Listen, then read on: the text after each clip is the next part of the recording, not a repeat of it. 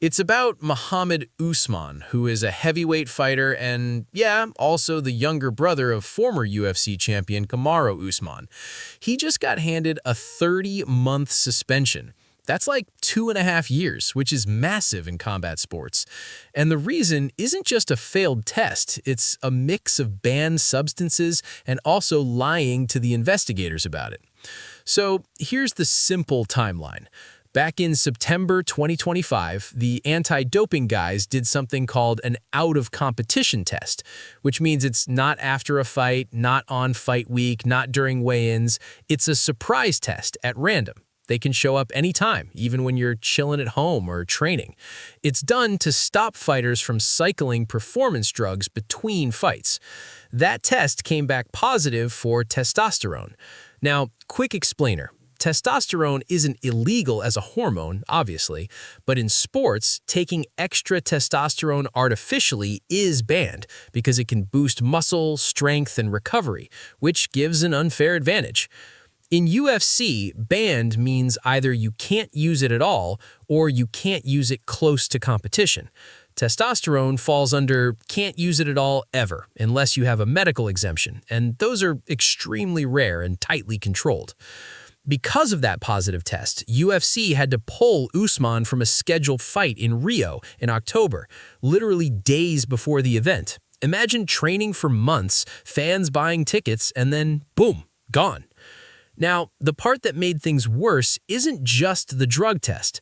After the test, the UFC's anti-doping agency, CSAD, Combat Sports Anti-Doping, starts an investigation.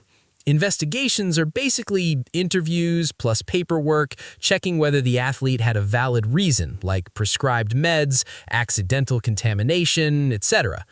During those interviews, Usman gave what CSAD later said was a false explanation for the positive test, which is a polite way of saying he lied about how it got there. Later, when they confronted him with evidence, meaning lab results plus timeline plus whatever data they had, he admitted the truth. And then, CSAD also found he had used a substance called BPC 157 earlier in the year. Quick, tiny explainer. BPC 157 is a peptide. People use it to heal muscles and tendons faster. It's popular in underground wellness circles, but in UFC rules, it's banned because faster healing equals faster recovery equals performance boost. So now we have testosterone, banned, BPC 157, also banned, misleading investigators, which is treated seriously. So normally, first offense for testosterone is 2 years, 24 months. But UFC doping rules allow extra punishment if there are what they call aggravating circumstances, which means multiple banned substances, lies, or deception, more months added. So they slapped on another 6 months, turning 24 into 30 total. And here's where the suspension really hits.